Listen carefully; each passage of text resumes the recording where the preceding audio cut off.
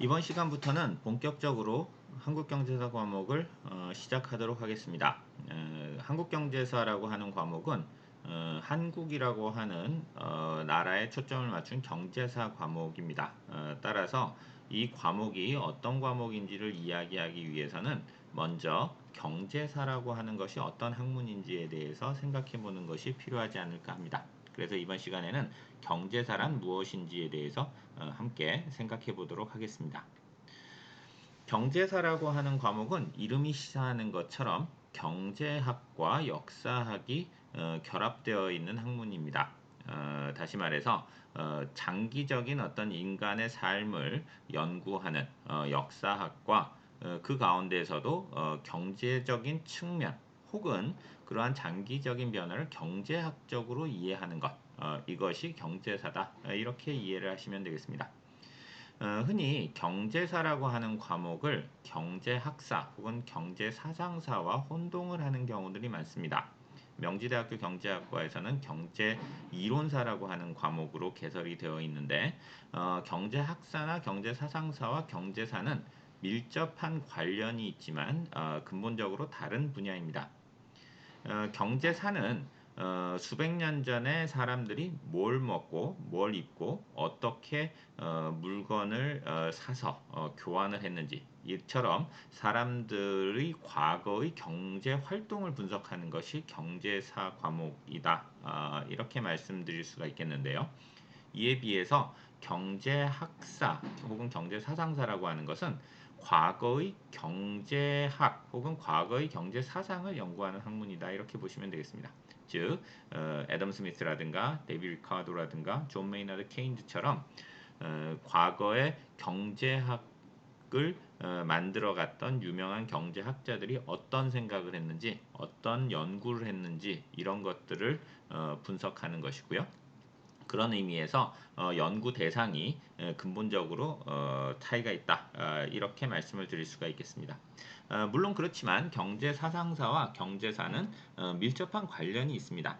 예를 들어서 수백 년 전에 사람들이 어떤 경제 활동을 했는지를 당대의 경제학자들이 보고 분석하고 그것에 대해서 많은 연구를 했기 때문에 그러한 경제학자들의 연구를 통해서 우리는 과거의 경제 현상들에 대해서 많은 영감을 얻을 수가 있고 그 이해를 도모할 수가 있기 때문입니다. 그래서 경제 사상사와 경제사는 밀접한 관련은 있다. 하지만 연구 대상은 근본적으로 다르다. 이렇게 구분을 해주시면 되겠습니다. 경제사는 학문 자체가 학제적 성격이 강합니다. 영어로 이제 인터디시플리너리하다라고 이야기를 하는데요. 다시 말해서 경제학과 역사학이라고 하는 두 분야가 함께 이렇게 같이 그 공통 분모를 많이 가지고 있는 이런 분야라고 말씀을 드릴 수가 있겠습니다. 따라서 경제사라고 하는 과목은 경제학과에 개설될 수도 있고 역사학과에 개설될 수도 있습니다. 혹은 역사학자가 과거의 어떤 경제적 현상을 연구할 수도 있지만 경제학자가 역시 과거의 경제적 현상을 연구할 수도 있기 때문에 이 학문을 어느 쪽에서 접근하느냐에 따라서는 그 내용이 큰 차이가 있고 대학에서의 강의에서도 내용이 많이 차이가 날 수도 있겠습니다. 이 과목은 경제학과에 개설된 경제사 과목이다 라고 하는 것이 과목의 내용을 정하는데 많은 영향을 준다고 말씀을 드릴 수가 있겠고요. 역사학과에서 개설되는 경제사 과목을 들으신다면 제가 이번 시간 이 학기 동안 말씀드리는 것과는 굉장히 다른 내용을 접하실 수도 있겠습니다. 그래서 경제학과에서 개설되는 경제사랑 과목은 도대체 어떤 것이냐 라고 하는 것을 설명드릴 필요가 있겠는데 이렇게 설명을 드리기 위해서는 도대체 경제학이란 어떤 학문이냐 더 나아가서는 왜 경제학을 전공하는 사람들이 오늘날 현실도 아닌 수백 년 전의 과거의 일들에 대해서 관심을 갖고 경제사를 공부하는가 라고 하는 질문이 제기될 수가 있겠습니다. 이 질문에 대해서 한번 생각해 보는 것이 지금부터 다룰 내용입니다. 경제학이라고 하는 학문이 어떤 학문이냐? 이 수업을 듣는 많은 분들이 최소한 3년 혹은 4년 동안 경제학을 공부를 하셨는데 지금까지 공부하신 내용을 기초로 해서 한번 내가 지금까지 공부해온 내용이 무엇인지 그에 따라서 봤을 때 경제학이란 어떤 학문인지를 생각해 보시는 시간을 갖는다고 보셔도 좋겠습니다. 경제학이 어떤 학문인가에 대해서는 여러 가지 견해가 있을 수 있습니다. 100명의 경제학자들에게 물어보면 100가지 혹은 101가지의 답이 나올 정도로 경제학이 어떤 학문인지에 대해서는 다양한 견해가 있을 수 있죠. 하지만 크게 보면 이렇게 다양한 의견들을 한 세 가지 정도의 범주로 묶어볼 수 있지 않을까 생각을 합니다. 우선 첫 번째로는 연구 대상으로 경제학을 정의하는 입장이 하나가 있을 수 있고요. 두 번째는 방법론으로 정의하는 방법이 있을 수 있습니다. 그리고 마지막으로는 연구의 목적으로 정의하는 입장이 있을 수가 있겠습니다. 이렇게 세 가지 범주로 묶었다고 했을 때 도대체 이 범주들이 무슨 뜻인지를 한번 살펴보도록 하겠습니다. 먼저 경제학을 연구 대상으로 정의하는 어떤 입장이랄까 그런 것이 있을 수 있습니다. 처음에 경제학이라고 하는 학문이 대략 200여 년 전에 탄생을 했다라고 보통 이야기를 하는데 이렇게 경제학이 처음 탄생해서 굉장히 오랫동안은 경제학이라고 하는 것은 기본적으로 경제 현상을 연구하는 어떤 학문 분야다라는 의미로 정의가 되었던 것 같습니다. 그리고 오늘날 우리가 사회과학의 많은 분야들 경제학이라든가 정치학이라든가 이런 심리학이라든가 이런 학문 분야들의 이름을 보면 대개는 연구 대상에 의해서 그 학문의 어떤 그 아이덴티티가 정의가 되고 있다라고 말씀을 드릴 수가 있을 것 같습니다. 그래서 일반인들이 흔히 경제 현상이라고 부르는 것, 뭐 재정이라든가 노동이라든가 금융이라든가 주식시장 이처럼 우리가 일상생활에서 경제 영역이라고 부르는 많은 현상들이 있고 그리고 그러한 현상들을 연구한다면 그것이 경제학이고 그러한 일을 하는 사람이 경제학자다. 이렇게 접근하는 것이 경제학을 정의하는 가장 1차적인 어떤 접근 방법이 아닐까 생각을 합니다. 그런데 이렇게 정의하는 정의는 최근에 와서는 시의성, 적절성이 많이 떨어지게 됩니다. 그 이유는 경제학이라고 하는 학문이 지난 수백 년간 발전을 해오면서 이런 경제 영역에 대한 연구를 하는 과정에서 새로운 방법론을 발전시켜 왔기 때문입니다. 즉 재정이라든가 노동이라든가 이런 여러 경제 영역들에 대한 연구를 하다 보니까 그러한 영역들을 잘 분석할 수 있는 방법론을 발전을 시켰는데 이러한 경제학적 방법론이라는 것이 오늘날에 와서는 잘 갖추어져 있고 그래서 경제학과에 입학을 하게 되면 경제학 개론이라든가 미시경제학 거시경제학을 통해서 이러한 방법론의 기초를 배우는 것부터 경제학을 시작을 하게 되죠. 다른 사회과학 영역과 비교했을 때 경제학은 유일하게 지배적인 하나의 방법론을 구축한 사회과학 분야라고 말씀을 드릴 수가 있겠고요. 그러다 보니까 이러한 방법론을 잘 갖추고 있는 사람이 바로 경제학자다라고 하는 정의를 우리가 할 수도 있게 된다는 것입니다. 이러한 정의가 의미가 있는 것은 이러한 방법론을 가지고 있는 사람들이 더 이상 전통적인 영역에만 머물지 않고 많은 다른 영역으로 연구 영역을 지난 수십 년 동안 확장을 해왔기 때문입니다. 예를 들어서 경제학적 방법론을 가지고 우리가 경제현상이라고 흔히 이야기하지는 않는 영역 대표적으로 예술이라든가 문화라든가 아니면 결혼이라든가 이러한 영역들을 분석하는 일들이 지난 수십 년 동안 엄청나게 증가를 했고요. 그러다 보니까 오늘날에는 뭐 예술경제학이라든가 문화경제학이라든가 스포츠경제학이라든가 이러한 영역들도 경제학의 중요한 영역으로 이미 자리를 잡게 되었습니다. 그러다 보니까 도대체 경제학이라고 하는 학문이 무엇이냐라고 물었을 때는 연구 대상만 가지고는 경제학을 이야기할 수가 없는 그러한 단계까지 발전을 했다고 말씀을 드릴 수가 있겠고요. 그러다 보니까 이렇게 다양한 이 세상 모든 문제들을 다 경제학자들이 다루고 있음에도 불구하고 그것을 경제학이라고 묶어주는 것은 어쩌면 바로 방법론에 있는 것이 아니냐라고 하는 어떤 정의가 가능해질 수가 있다는 것이죠. 이러한 생각을 가장 집약적으로 잘 표현해주고 있는 것이 위대한 경제학자 중에 한 명이었던 제이콥 파이너가 했던 다음과 같은 표현입니다. 즉 경제학이라고 하는 것은 바로 경제학자들이 하는 것, 연구하는 것이다. Economics is what economists do라고 하는 이러한 표현이 되겠고요. 그래서 오늘날에는 경제학을 방법론으로 접근을 하는 것이 조금 더 현실의 경제학에 더 잘 맞고 대상으로 규정하는 것은 좀 시의성이 떨어진다. 이렇게 말씀을 드릴 수가 있겠습니다. 물론 이렇게 다른 많은 영역으로 연구 영역을 확장한다는 것은 그 영역을 연구하는 연구자들의 입장에서는 꼭 달가운 일은 아닐 수도 있습니다. 자신들의 연구 영역을 경제학자들에 의해서 침범당하고 있는 것일 수 있기 때문에 그렇죠.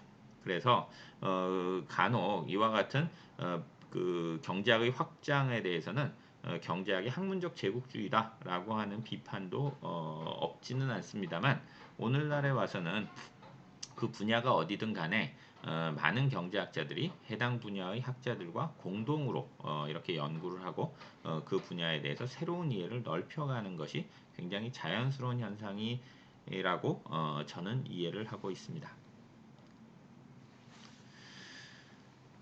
그런데 이처럼 연구 대상이나 아니면 방법론으로 하는 정의보다는 저는 그 경제학이라고 하는 것은 목적으로서 그 정의하는 것이 조금 더 오늘날의 경제학을 이해하는데 많은 도움이 된다 이렇게 생각을 합니다.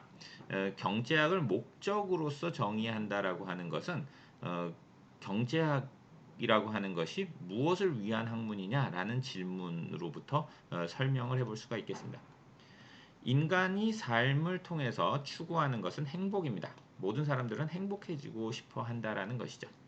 그래서 사람들이 현재 얼마만큼 행복하고 이것을 어떻게 하면 더 높일 수 있느냐 이런 것을 많은 사람들이 연구하고 있고 사회과학이라고 하는 것의 궁극적인 목적은 바로 인간의 행복을 증진하는 것이다라고 저는 생각을 합니다. 그런데 행복이라고 하는 것은 굉장히 다층적이고 복잡한 현상이죠. 주관적이기도 하고요. 그래서 어떤 사람에게 행복이란 무엇이냐라고 물으면 100명에게 물어보면은 뭐 100가지 이상의 답이 나올 만큼 매우 어려운 문제라고 볼 수가 있겠습니다. 이렇게 우리가 어떤 것을 추구하지만 그것이 무엇인지 모른다면 그것을 연구하는 것도 쉽지가 않을 것이라고 생각을 할 수 있는데요. 경제학자들은 행복 가운데서도 특히 그 물질적 행복에 관심을 갖습니다. 다시 말해서 어떤 정신적 행복이라고 하는 것은 인격적으로 굉장히 훌륭한 성직자라든가 이런 분들이 이렇게 맡아주시는 영역이라고 본다면 경제학자들은 물질적으로 풍요로워지면 사람들이 더 행복해지는 측면에 초점을 맞춘다. 이렇게 말씀을 드릴 수가 있겠습니다. 그래서 인간이 물질적으로 행복해지는 것이 어떻게 가능하냐라고 하면은 당연히 행복이라는 것은 소비로부터 나오는 것이죠.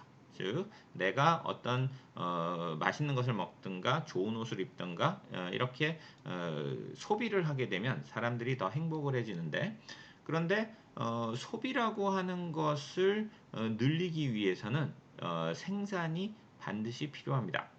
즉 소비할 대상이 되는 어떤 상품이나 서비스의 생산이 없으면 소비라는 것이 불가능하기 때문이죠. 그래서 우리는 경제학자들은 어떻게 하면 그 생산을 늘림으로써 더 많은 소비를 가능하게 하고 더 많은 소비를 가능하게 함으로써 더 물질적으로 행복해지게 할 수 있느냐라고 하는 것을 연구하는 사람들이다. 이렇게 정의할 수 있지 않을까 생각을 합니다. 그래서 그것을 좀 더 구체적으로 이야기하자면 경제학자들의 연구 대상은 소득입니다. 즉 그것이 개인이 됐건 어떤 국가 단위가 됐건 사회가 됐건 그 사람들이 누릴 수 있는 재화와 서비스의 양이 얼마나 되느냐, 그것이 결국 소비, 생산 혹은 소비가 되겠고요.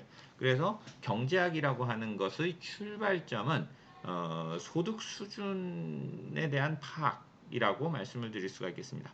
그래서 얼마만큼 우리가 물질적인 그 생산을 하고 있느냐라고 하는 것이 경제학의 1차적인 연구 대상이라고 볼 수가 있겠고요.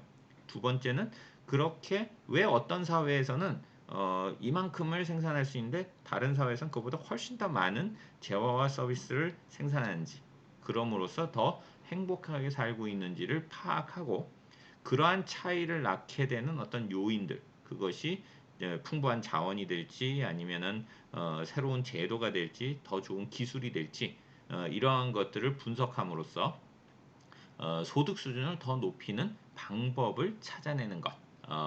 우리는 그러한 그 구체적으로 생산을 더 늘릴 수 있는 방법을 찾아내고 제시하는 것을 정책이라고 부르는데 소득을 더 늘릴 수 있는 정책적 시사점을 도출하는 것이 바로 경제학의 궁극적인 목적이다. 이렇게 말씀을 드릴 수가 있겠습니다.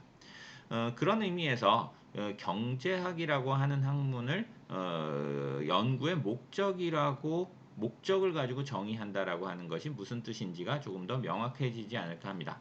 다시 말해서 경제학이라고 하는 학문은 물질적인 삶의 수준을 파악한 다음에 그러한 물질적인 삶의 수준을 어떻게 하면 증진시킬까라고 하는 부분이 경제학의 어떤 학문을 정의하는데 매우 중요한 부분이다라고 저는 생각을 합니다. 혹은 이렇게도 말씀을 드릴 수가 있겠습니다. 즉 어떤 경제학자가 아무리 신기하고 재미있는 현상을 연구한다고 하더라도 혹은 경제학자가 아무리 그 화려한 방법론을 쓴다고 하더라도 경제학자들은 그러한 연구 대상이나 방법만을 가지고 그 연구가 좋은 연구라고 이야기하지 않습니다. 항상 어떤 연구를 하고 나면 경제학자들은 그래서 어쨌단 말이냐라는 질문을 하죠. 그리고 그 바로 그 그래서 어쨌단 말이냐라는 질문이 의미하는 바는 뭐냐면 당신 연구가 우리들의 삶을 좀 더 증진시키는데 어떤 시사점을 제공하느냐라고 하는 뜻이다. 이렇게 보시면 되겠습니다. 다시 말해서 어떤 연구건 경제학자들이 어떤 방법론을 쓰건 어떤 대상을 연구하건 그것은 자유이지만 그러한 연구가 경제학자들 사이에서 좋은 연구로 평가를 받기 위해서는 그 연구는 항상 이것이 인간의 삶을 개선하는데 어떤 시사점이 있느냐라고 하는 것을 이야기해 줘야 된다. 그래야 좋은 연구로 평가를 받는다라고 했을 때 그러한 시사점을 제공해 준다라고 하는 것이 결국에는 연구의 목적이라고 할 수가 있고요. 이러한 목적성이 다른 사회과학들과 경제학을 구분하는 굉장히 중요한 특징 중의 하나다라고 저는 생각을 합니다. 이것을 다른 말로 표현하자면 경제학을 정책과학이다라고 표현을 할 수가 있겠는데 이러한 정책과학으로서의 특성이 경제학을 특징짓는 굉장히 중요한 측면이라고 생각을 하고 우리가 경제사를 연구하는 이번 학기에 같이 공부하는 목적 역시 이러한 맥락에서 규정을 해볼 수 있지 않을까 합니다.